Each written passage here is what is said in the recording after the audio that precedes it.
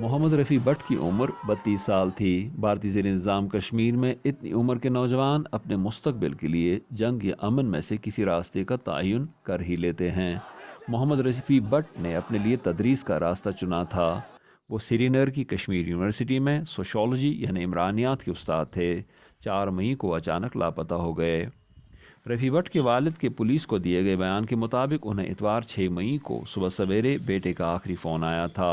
بیٹے نے باپ سے اپنی غلطیاں معاف کرنے کی درخواست کی تھی۔ اتوار 6 مئی کی سہ پہر اہل خانہ نے خبر سنی کہ ضلع شوپیان کے بڑی گاؤں میں بھارتی فوج کے ساتھ 6 گھنٹے تک جاری رہنے والی جھڑپ میں جو 5 عسکریت پسند مارے گئے، ان میں ان کا بیٹا پروفیسر بٹ بھی شامل تھا۔ آپ فائرنگ بند کر دو اور چپ چاپ باہر آ جاؤ۔ فائرنگ بند کر دو، خدا کے واسطے کچھ نہیں ملنا اس سے۔ Inspector general of police S P پانی کا دعویٰ ہے کہ فوجی کارروائی کے دوران بڑی گام کے ایک مکان میں محصور کشمیری عسکریت پسندوں کو ہتھیار ڈال کر خود کو قانون کے حوالے کرنے کا موقع دیا گیا تھا، لیکن انہوں نے ایسا کرنے سے انکار کر دیا۔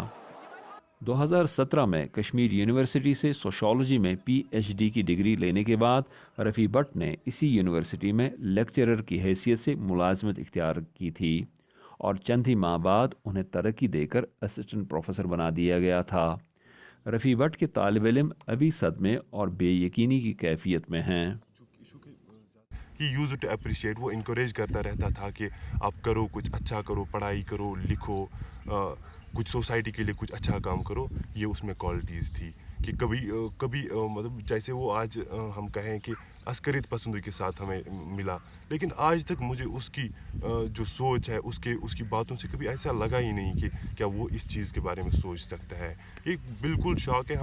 میں ابھی بھی بلیو نہیں کر رہا ہوں کہ وہ اس حالت میں اس کو اس دنیا سے رخصت ہونا پڑا۔ پروفیسر بٹ کے والدین اور عزیز و اقارب صدمے سے نڈھال ہیں اور میڈیا سے بات نہیں کرنا چاہتے، لیکن اس بات کی تصدیق کرتے ہیں کہ رفیع بٹ کشمیر کی آزادی کے خواہشمند تھے اور کسی کشمیری پر بھارتی فوج کی جانب سے مبینہ زیادتی کی خبریں سن کر غصے میں آ جاتے تھے۔ ظلم اتنا بڑھ گیا ہے، زیادتی اتنی بڑھ گئی ہے کہ آج آپ دیکھیں کہ کیسا پڑھا لکھا نوجوان ہمارا سب کچھ چھوڑ کر، گھر بار، فیملی، کریئر، ایجوکیشن چھوڑ کر آج بندوق کی طرف جا رہا ہے۔ اس کا ذمہ دار کون ہے؟ اس کا ذمہ دار صرف اور صرف یہاں کی حکومت اور ان کی اینٹی کشمیر پالیسیز ہیں۔ کیا حکومت کشمیر کو افغانستان بنانا چاہتی ہے؟